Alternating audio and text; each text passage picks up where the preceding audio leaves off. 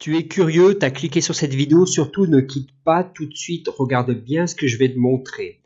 Tu as sûrement essayé tout un tas de trucs sur internet pour gagner de l'argent. Tu as peut-être fait du e-commerce, vendu des t-shirts sur Vinted, créé un compte eBay, je sais pas, tu as essayé plein de trucs, tu as créé une chaîne YouTube, tu t'es dit au bout d'un an, allez, maximum un an, j'aurai des millions d'abonnés et je gagnerai ma vie en faisant des vidéos de Minecraft.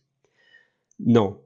Là, je vais te montrer quelque chose, tu vas voir, de très très simple. Vraiment, reste sur la vidéo, tu vas vraiment pas le regretter. Tu cherches à faire pas des millions par mois, là on n'est pas ici pour parler de n'importe quoi, mais de faire plusieurs milliers d'euros par mois, voire des dizaines de milliers d'euros par mois, si ça marche bien. Mais tu vas faire minimum 2-3 000 euros par mois. Regarde bien cette vidéo, tu vas voir, c'est très très très très simple. Sur Kickstarter, donc, j'imagine que tu connais peut-être que tu connais le site. C'est un site où les gens proposent leurs projets de jeux vidéo. Alors, reste, je sais que tu n'es pas forcément développeur et que tu vas te dire, mais je ne sais pas créer de jeux. Reste, tu vas voir, tu vas pas le regretter. Nous sommes sur Kickstarter, donc c'est une plateforme où les gens proposent leurs jeux, ou des petits studios d'une dizaine de personnes indépendants proposent leurs projets de jeux vidéo. Et les gens qui sont intéressés mettent de l'argent ou pas. Là, nous sommes sur la page de recherche principale de Kickstarter. Nous sommes dans le thème jeux vidéo. Et ici, j'ai mis les plus récents. Donc ici, se sont rangés les projets les plus récents qui ont été dernièrement mis en ligne. Les dernières campagnes aux plus anciennes campagnes. Plus on descend et plus on va vers les anciennes campagnes. Et regarde bien ça. La plupart des jeux ne fonctionnent pas. La plupart, ça ne fonctionne pas, ça n'ira jamais au bout. À la fin de la campagne, ça sera un échec. Vous voyez, tu vois, la plupart, ça ne marche pas. Sauf, et fais tes recherches de ton côté, tu verras, sauf tout ce qui est vieux jeux vidéo. Sur les premières consoles, tout ce qui est Game Boy, NES, Commodore, enfin toutes ces vieilles machines, ça fonctionne toujours facilement, à fond. Il y a toujours une grosse communauté qui achète ce genre de projet. Là, nous avons un petit jeu de plateforme NES. Il a fonctionné. Il reste 29 jours. Il a commencé. C'est une campagne de 30 jours. Hein. À peine il a été mis en ligne, ça a déjà cartonné. Je te montre vite fait. Reste vraiment sur la vidéo. Tu vas vraiment pas le regretter. Donc la personne demandait 6 000 euros en 1 ou 2 jours. Ça a atteint les plus de 8 000 euros. Pour un jeu de plateforme tout bête, avec très très peu de couleurs, tu vois, où tu dois passer des niveaux, tout ça. Un projet très très bête. Regarde maintenant, je descends un peu et je retombe. Alors que des échecs, encore échecs, plein de projets, hein, des projets Aéroport Tycoon, des projets de jeux d'horreur, des MMO, des machins, des trucs, ça ne marche pas. Et là, encore un jeunesse. Tu vois, la personne demandait 6 000 euros, elle a atteint déjà plus de 10 000 euros. En quelques jours, la campagne a été lancée il y a 3-4 jours, en gros. Parce que la personne a fait une campagne de 1 mois. Il y a déjà 159 contributeurs. Pourquoi? Pour un jeu comme ça, de plateforme très basique, où on tire sur des monstres et on avance, avec quelques dialogues, quelques scènes, voilà, avec des boss. Mais voilà, très très basique. Reste bien sur la vidéo, tu ne vas pas le regretter. Moi, de mon côté, j'ai moi-même mon compte sur Kickstarter depuis 2020. Nous sommes donc en 2026 à l'heure où je vous fais cette vidéo.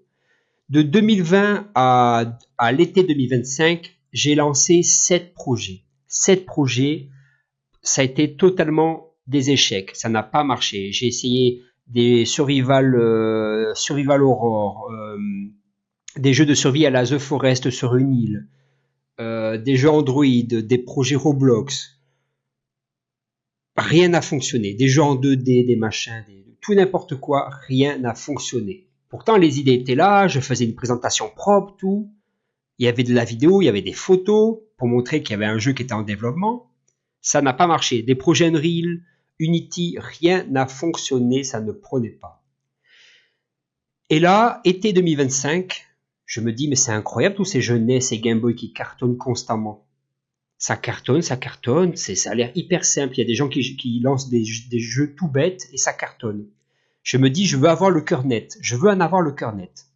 Je lance ce jeu qui a été fait en 4 jours via un développeur sur Fiverr. Sur Fiverr, c'est un site où vous pouvez trouver des freelances, des gens qui sont capables de faire tout et n'importe quoi, du montage vidéo, de la musique et aussi des développeurs. Étant donné que je ne connais pas les outils pour créer des jeux sur Game Boy, j'ai fait appel à un de ces développeurs, tu vois, sur Fiverr. Et j'ai même pas payé 100$. J'ai même pas payé 100€ sur Fiverr. Et il y a un type qui m'a créé donc ce jeu. Je lui ai fourni, moi, des assets gratuits que j'ai trouvés sur Internet. Et il y a une personne qui m'a fait ça sur Fiverr et une autre personne qui m'a fait des dessins aussi sur Fiverr, histoire de faire une page quand même un minimum propre. Voilà, je dis que le jeu est presque terminé, qu'il me faut 580€. Et si vous voulez, ici, je vous fournirai carrément une boîte complète avec le manuel, etc. etc. Je demandais 580€ et j'ai obtenu en un mois de campagne presque 3000€. Avec une page toute simple et un jeu qui a été créé en 4 jours. Sans musique, sans son, rien. Un jeu de plateforme comme ça avec un chevalier et des monstres à taper. Une espèce de petit menu, tout ça, mais le développeur m'a fait ça en 4 jours. Il m'a dit c'est simple, il en fait 10 par semaine s'il veut des jeux dans ce style. Avec même pas 100€, même pas 50€. Je l'ai payé le type à l'époque. Même pas 50€. Il m'a fait un jeu avec plusieurs niveaux, tout ça, un boss final et une princesse à sauver. Moi, j'ai demandé 580€ parce que j'étais sûr que ça allait fonctionner, oui et non. Je voulais quand même je voulais en avoir le cœur net. Je voulais pas demander une somme énorme. J'ai demandé 580 pour voir et j'ai atteint presque 3000€ en un mois. À savoir que ce n'est pas mon métier principal, tout ça. J'ai un CDD à côté et 2800€, c'est à peu près ce que je me fais tous les mois. Donc c'est comme si j'avais fait x2 mon salaire. En un mois, j'ai fait x2 mon salaire en rajoutant ça à côté. Incroyable. Après cette campagne, je me suis dit, mais attends, il y a quelque chose à faire, c'est pas possible, c'est trop facile. Et il y a encore plus simple que ça. Reste bien sur la vidéo, tu ne vas pas le regretter. Il y a encore plus simple que ça. Parce que là, tu te dis, oui, mais attends, une fois que la campagne est terminée, tu dois envoyer donc le jeu manuellement par la poste à chaque personne qui a donné. Oui, sur Kickstarter. Mais il existe des sites comme celui-ci. Ça a été réalisé par des Français. Un site génial où vous voyez des gens lancent des campagnes de précommande. En fait, là, c'est différent de Kickstarter. Il faut que tu viennes déjà avec un jeu fini. Et moi, ce que j'ai fait, tu vois, ce jeu, il a été réalisé en même pas, un peu plus d'une semaine. Parce qu'on a pris notre temps, on avait le pixel artiste à côté qui prenait du temps aussi à créer quelques éléments pour finir le jeu. Donc ça a mis un peu plus d'une semaine, mais le développeur, en un week-end, il aurait fini le jeu. Pour 60€, je te cache rien.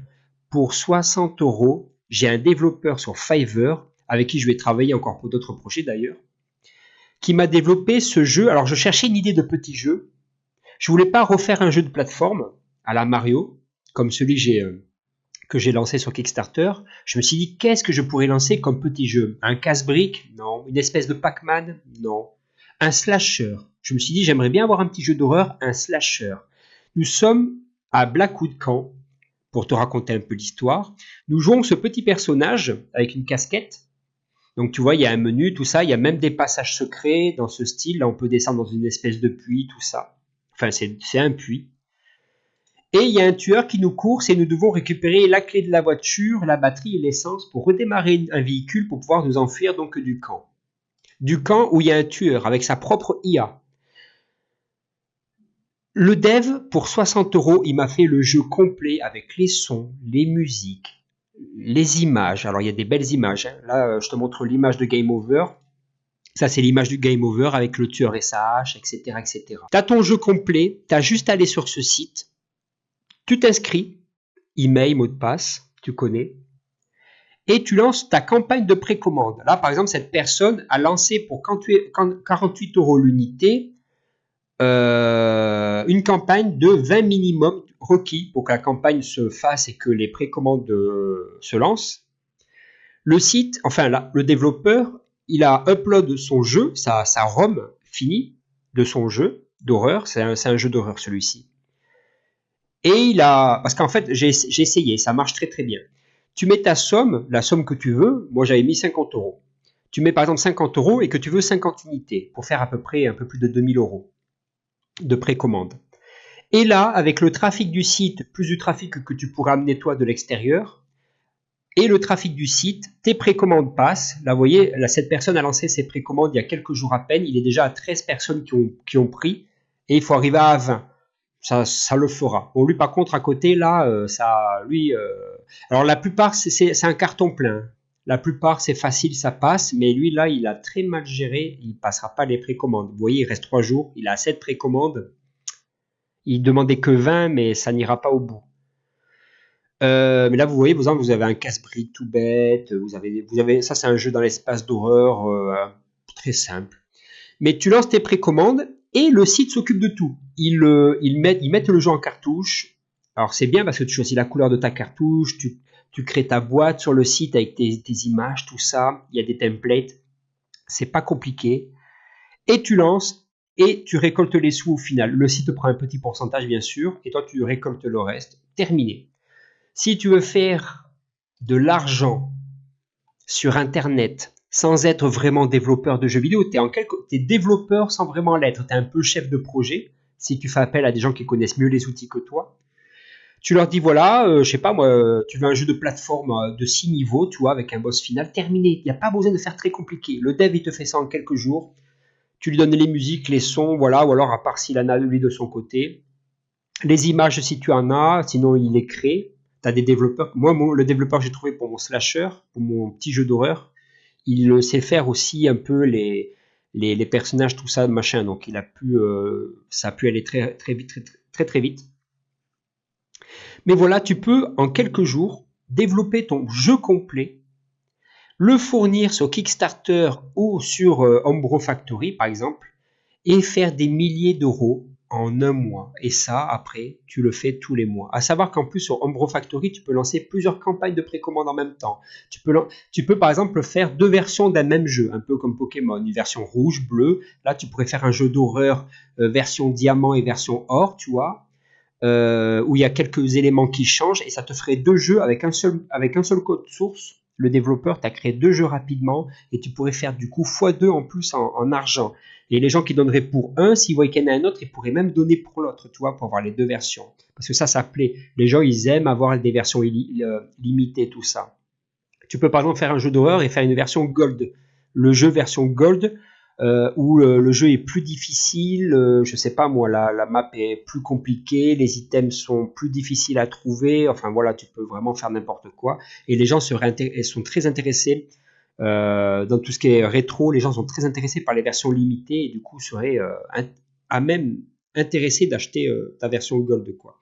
Enfin voilà, une manière très simple, croyez-moi. Et parce que regardez, moi j'ai mon propre jeu, ça a fonctionné, hein. Rhino Shock, c'est mon pseudo de dev.